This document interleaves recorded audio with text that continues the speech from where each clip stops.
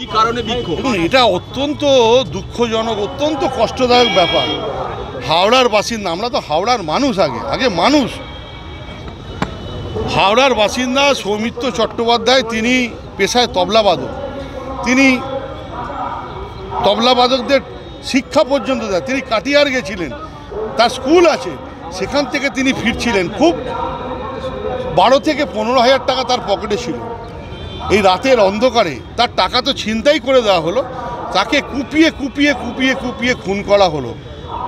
এর প্রতিবাদ আমরা করলাম। আমরা সাধারণ মানুষ, আমরা পরিবার নিয়ে রেলে করে যাই, আমরা কোথায় যাব? আজ থেকে কয়েক বছর আগে ভারতবর্ষের রেলমন্ত্রী ছিলেন মমতা বন্দ্যোপাধ্যায়। তিনি নজির সৃষ্টি করেছিলেন এই রেল মন্ত্রকের সামনে দেখিয়ে। তিনি রেলের ভাড়া না বাড়িয়ে আজকে দেশের প্রান্তে তিনি রেলপথ গঠন করেছিলেন। আজকে আমরা দেখেছিলাম তিনি যখন গুজরাটে একটি গুজরাট স্পেশালে ডাকাতি হয়েছিল, আমাদের হাওড়ার থানার পেছনে থাকে, তাকে চাকরি দেওয়া হয়েছিল।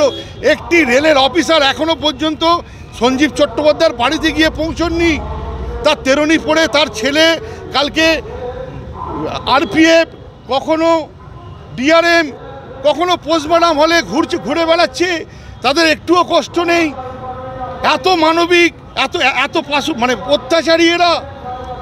খালি মমতা বন্দ্যোপাধ্যায়কে দমন করবে। আমরা মমতা বন্দ্যোপাধ্যায় শিখিয়েছেন আমাদের, অভিষেক বন্দ্যোপাধ্যায় আমাদেরকে নেতৃত্ব দিয়েছেন যে মানুষের পাশে কিভাবে থাকতে হয়। আমরা মানুষের এই জ্বালা যন্ত্রণা, সৌমিত্র চট্টোপাধ্যায়ের পরিবারের আজকে সেই কান্নায় আমরা এখানে ছুটে এসেছি। আমরা দাবি করেছি একটি সিট গঠন করে অবিলম্বে এই খুনের কিনারা করতে হবে। কোন গ্যাং, কোন বাহিনী এর মধ্যে রয়েছে? ডিআরএম বলেছেন যে আমি সিট গঠন করে আমি দেখছি, এবং আমি রাতে ট্রেনে নিরাপত্তা থাকে না।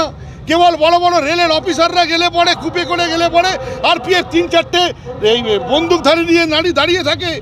আজকে হাজার টাকার টিকিট, আজকে 3,000 টাকা 5,000 টাকা দিয়ে টিকিট কেটে মানুষ এসি কামরায় করে যায়। তাদের নিরাপত্তা কোথায়? আমার দাবি ছিল তার পরিবারের পাশে থাকতে হবে, যেটা মমতা বন্দ্যোপাধ্যায় নজির সৃষ্টি করেছিলেন রেলমন্ত্রী হিসেবে। আজকে তার সেইভাবে নজির সৃষ্টি করতে হবে, তার পরিবারের পাশে থেকে তাকে চাকরি দিতে হবে একটা। কারণ রেলের মধ্যে এই ঘটনা ঘটেছে। আজকে রেলে যদি অ্যাক্সিডেন্ট হতো তখন তো ব্যাপারটা চাকরির প্রোটোকলে পৌঁছতো, তাহলে এটা কেন পৌঁছবে না? এটাও তো একটা বড় অ্যাক্সিডেন্ট করে তাকে খুন করা হলো। ডিআরএম বললেন যে আমি দেখছি আরপিএফ কে কী অবস্থায় ছিল, তাদের সাথে আমি কথা বলছি, ইমিডিয়েট আমি অ্যাকশান নেব। আমি বললাম অ্যাকশান তো আপনি নেবেন, কিন্তু অন্তত সেই কষ্টর বাড়িতে, অন্তত সেই নিপীড়িত দুঃখের বাড়িতে কাউকে পাঠান, অন্তত স্যাক্রিফাইস বলে একটা জিনিস আছে। আজকে পশ্চিমবাংলার গ্রামগঞ্জে কিছু একটা ঘটনা ঘটলে পরে বাংলার মুখ্যমন্ত্রী সেখানে পৌঁছে যায়। আর রেলের এত প্রায় 5,000 অফিসার রয়েছে এখান থেকে খড়গপুর একটা মানুষকে পৌঁছতে দেখলাম না। বাংলার মুখ্যমন্ত্রী হলে পৌঁছে যেত। তারা এত বড় কর্মবীর হয়ে গেছে। আর দিনের পর একটা করে ঘটনা ঘটছে, দিনের পর দিন রেল দুর্ঘটনা চলছে, দিনের পর দিন লাইনচ্যুত হচ্ছে, ঘন্টার পর ঘন্টা, দিনের পর দিন মানুষকে স্টেশনে দাঁড়িয়ে হয়রানি করতে হচ্ছে, শয়ে মানুষ মরে যাচ্ছে। কোনো ভূমিকাই নেই। তারা তো সব কথায় বলে আচ্ছা দিন আয়েগা, এটা আচ্ছা দিন। একটা কোনো লোক পাওয়া যাচ্ছে না। বামপন্থীদের উদ্দেশ্যে বলি, বাঁদর নাচ করেছিল, ডাক্তারি আন্দোলন করতে গিয়ে বাঁদর নাচ করেছিল। অন্তত হাওড়ার বামপন্থীদের বলি, ডিআরএম বিল্ডিংয়ের সামনে একটু ডুগডুগি বাজিয়ে হনুমান নাচ করুন না। বিজেপির বিরুদ্ধে কোনো আন্দোলন নেই।